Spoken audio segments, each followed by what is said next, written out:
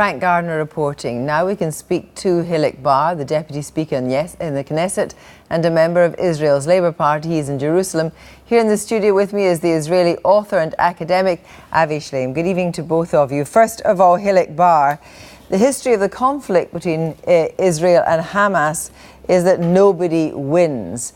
And yet you and appears the majority of the Israeli people back the ground invasion.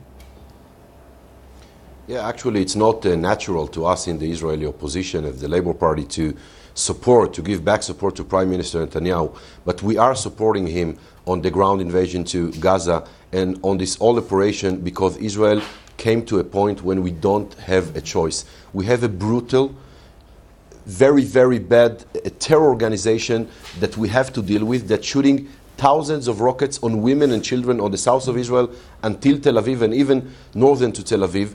And Israelis deserve to have blue sky free of rockets as any other country in the world. And this is why we in the Labour Party, the entire Knesset members, I think, support the Prime Minister, support the IDF, our soldiers who got killed just last night, that go in a mission to save the life of the Israeli people, because this is the reality we are having. This is the reality we are having since the establishment of Israel, and we are living on our sword with no other chance. And if I may add one thing. Avi Shleim, hang on, I just want to bring in Avi Shleim there. It is understandable, surely, for Israelis that they want to remove the threat. They want to remove the threat, apart from anything else, of these tunnels which seem to pop up, in kibbutzes, in the middle of people's gardens, complete insecurity. This is not understandable to me because the conflict between Israel and the Palestinians is at its core a political conflict, and there is no military solution to this conflict. So no amount of military force by Israel is going to resolve the conflict. And Israel has tried again and again. It launched a full-scale assault on Gaza in 2008, 2009. Then there was another round of violence in 2012, which ended with a ceasefire. And there is another round of violence. So both sides accuse the other of initiating the violence. The chain of action and reaction is endless. But the underlying cause, the context for the violence, is Israeli colonialism and the Israeli occupation of Palestinian territories. So, חיליק Bar, do you see any merit in saying that there's occupation that has to be ended now? That is the only way to end this conflict? Yeah, by the way, I agree that an all-military solution will not bring an end to Hamas, and that we have to combine both military and diplomatic steps in order to fight with Hamas. But you talked about these tunnels, and I'm asking you, hundreds of millions of dollars was invested in Gaza after Israel withdrawn from Gaza. 800,000 tons of cement was used to build this tunnel instead of building schools and hospital and buildings for affordable housing in Gaza in order to make Gaza the next, I don't know, Brighton Beach or Monaco. These terror organizations don't want to have peace with Israel. But if you look, there is no equivalence, of course, in death. Every death is a tragedy. But if you look at this, there's more, according to Palestinian authorities, more than 500 Palestinians killed. Each death regrettable, the same way that each death of an Israeli soldier and the civilians is regrettable. And if the head of the UN says that there's been atrocities, atrocious action, does anyone actually even listen to Ban Ki-moon? This claim is making me furious, because it's like Israel have to apologize that we don't have as much casualties like the Palestinians or like Hamas that use his civilians as human shields.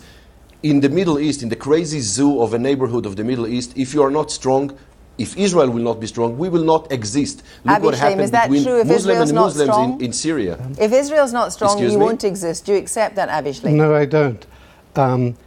Israel is the fourth strongest military power in the world. And the Palestinians are a negligible threat. They don't pose any threat to Israel's basic security.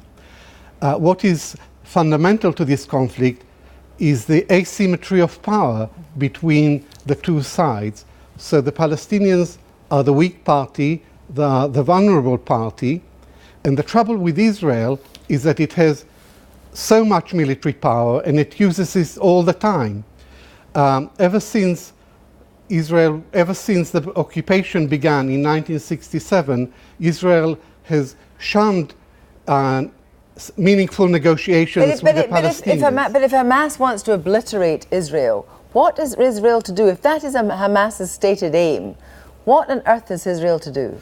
Hamas has a terrible charter, but it has a group of pragmatic political leaders who have been moving towards moderation all the time. חיליק, is it possible that actually Israel will have to talk to Hamas? Hamas says it doesn't want to talk to Israel. Do you think Israel should talk to Hamas, try and talk to Hamas?